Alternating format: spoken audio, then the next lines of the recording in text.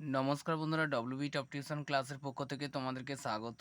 আজ আমরা class 8-এর model question paper 9-এর পরিবেশ ও বিজ্ঞানের যে প্রশ্নগুলি আছে সেগুলি আমরা সমাধান করব। তো বন্ধুরা দেখো, একের দাগে যে প্রশ্নটি আছে এখানে বলা হয়েছে জলের বাষ্পীভবনের লীন তাপ। এখানে যে অ্যান্সারটি সঠিক হবে সেটি হচ্ছে 537 ক্যালোরি পার গ্রাম।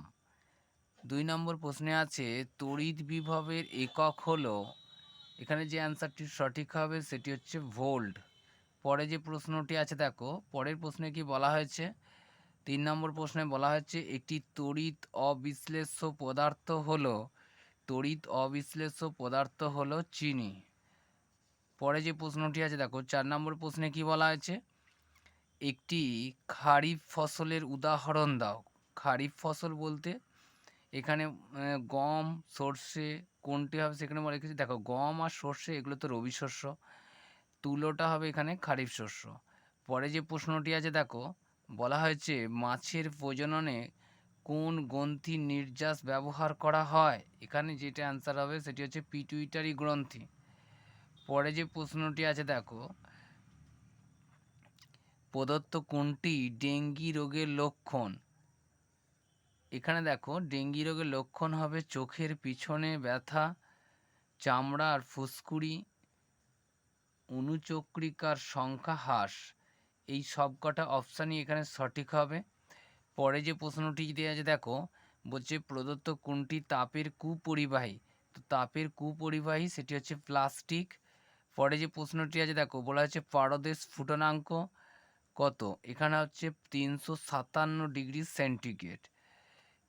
Fe2 প্লাস থেকে Fe3 প্লাস প্লাস ইলেকট্রন এটি একটি জারণ। পরে যে প্রশ্নটি আছে দেখো, পরের প্রশ্নে কি বলা হয়েছে, কোনটি রাসায়নিক কোন রাসায়নিক বিক্রিয়াটি তাপগ্রাহী পরিবর্তন। তো দেখো, এখানে অপশন সি আমাদের সঠিক অ্যান্সার হয়ে যাবে। পরে যে প্রশ্নটি আছে দেখো, পরের প্রশ্নে বলা হয়েছে সত্য ও মিথ্যা লেখো। ম্যালেরিয়া কথাটির অর্থ হলো খারাপ বায়ু। তো এটা সত্য হবে। পরে যে শূন্যস্থান বলছে, শূন্যস্থান পূরণ করো। কালা জ্বরের অপর নাম দমদম জ্বর। পরে দেখো 3 নম্বর যে প্রশ্নটি আছে, শূন্যস্থান পূরণ করো। বস্তুর উষ্ণতা বাড়াতে প্রয়োজনীয় তাপ নির্ভর করে ড্যাশের ওপর। বস্তুর ভর বস্তুর উপাদানের আপেক্ষিক তাপ ও উষ্ণতার পার্থক্যের ওপর। পরে যে প্রশ্নটি আছে দেখো, শূন্যস্থান পূরণ করো। যে সমস্ত পদার্থ রাসায়নিক বিক্রিয়ার বেগ বাড়ায় তাকে ড্যাশ বলে, তাকে অনুঘটক বলে। এর অ্যান্সারটা এটা হবে, অনুঘটক। পরে যে প্রশ্নটি আছে দেখো, সত্য বা মিথ্যা লেখো। জারক দ্রব্য সর্বদা অন্যকে জারিত করে, নিজে জারিত হয়। অর্থাৎ অন্যকে বিজারিত করে নিজে জারিত হয়, এটি মিথ্যা। অন্যকে জারিত করে নিজে বিজারিত হয়। পরে যে প্রশ্নটি আছে দেখো, বলা আছে দুটি অজৈব সারের উদাহরণ দাও। দেখো, দুটি অজৈব সার হলো অ্যামোনিয়াম সালফেট ও ইউরিয়া। পরে যে প্রশ্নটি আছে দেখো, পরে এই 2 নম্বরের প্রশ্নগুলো আমরা পরের একটি ক্লাসে খাতায় ওগুলো রেডি করে দেব, ওখান থেকে তোমরা করে নেবে। তো 10 নম্বর যে সেটটা আছে দেখো, তো এখানে কি আছে বলছে, পরিবহন পদ্ধতিতে তাপ প্রবাহিত হয় তরল কঠিন পদার্থের মধ্য দিয়ে। তরল কঠিন উভয়ের মধ্য দিয়ে হয়। এখানে পরে যেটা বলছে CuCl2 প্লাস Fe থেকে Cu প্লাস FeCl2 এই বিক্রিয়ায় জারিত হয় Fe, অর্থাৎ লোহা। পরে যে প্রশ্নটি আছে দেখো, তো দেখো বন্ধুরা, পরের প্রশ্নে বলা হয়েছে ট্রিনের প্রলেপনে ব্যবহৃত তড়িৎ বিশ্লেষ্য পদার্থ হলো SnCl2। পরে যে প্রশ্নটি আছে দেখো, লোহায় মরচে পড়া একটি ভৌত প্রক্রিয়া, জৈব প্রক্রিয়া, রাসায়নিক প্রক্রিয়া। এখানে যে অ্যান্সারটি সঠিক হবে সেটি হচ্ছে রাসায়নিক বিক্রিয়া। পরে যে প্রশ্নটি আছে দেখো, একটি আগাছানাশক হলো, এখানে একটি আগাছানাশক হবে 2,4-D। পরে যে প্রশ্নটি আছে দেখো, 100 ক্যালোরি তাপ যোগ করে 5 গ্রাম জলের উষ্ণতা কত পরিমাণ বাড়ানো যাবে।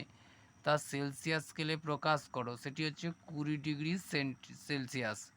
পরে যে প্রশ্নটি আছে দেখো, শূন্যস্থান পূরণ করো, কোষের দু প্রান্তে ড্যাশ ই তড়িৎ প্রবাহের কারণ, বিভব প্রভেদী তড়িৎ প্রবাহের কারণ। পরে দেখো 3 নম্বর প্রশ্ন আছে, মেঘের নিচের দিকে কি জাতীয় তড়িৎগ্রস্ত হয়, এটি হচ্ছে ঋণাত্মক। পরে দেখো 4 নম্বর প্রশ্নে বলা হচ্ছে, চুনাপাথর থেকে পোড়া চুন তৈরি হলো, এটি কি ধরনের পরিবর্তন বিক্রিয়া সহ লেখো। তো দেখো এটি হচ্ছে তাপগ্রাহী রাসায়নিক পরিবর্তন, এর বিক্রিয়াটি আমরা খাতাতে করে দেব। পরে যে প্রশ্নটি আছে দেখো, বলা হয়েছে কি, মাছের কৃত্রিম প্রজননে কোন গ্রন্থির ক্ষরণ ব্যবহৃত হয়, এটি হচ্ছে পিটুইটারি গ্রন্থি। পরে যে প্রশ্নটি আছে দেখো, পরের প্রশ্নে বলা হয়েছে, রূপোর তৈরি গয়নার ওপর সোনার প্রলেপ দেওয়ার জন্য ক্যাথোড ও অ্যানোড হিসেবে কি নেওয়া হয়। ক্যাথোড হিসেবে নেওয়া হয় রূপো, অর্থাৎ যার ওপর প্রলেপ দেওয়া হয় সেটিকে হচ্ছে ক্যাথোড বলা হয়, আর যেটি দেওয়া হয় প্রলেপ সেটি হচ্ছে অ্যানোড, যেমন হচ্ছে বিশুদ্ধ সোনার পাত। তো তো বন্ধুরা আজ এই পর্যন্তই। পরের এই যেগুলো মান 2 আছে, এই সমস্ত প্রশ্নের মান 2 বা 3 এগুলো আমরা খাতায় সমাধান করে দেবো পরের ক্লাসে।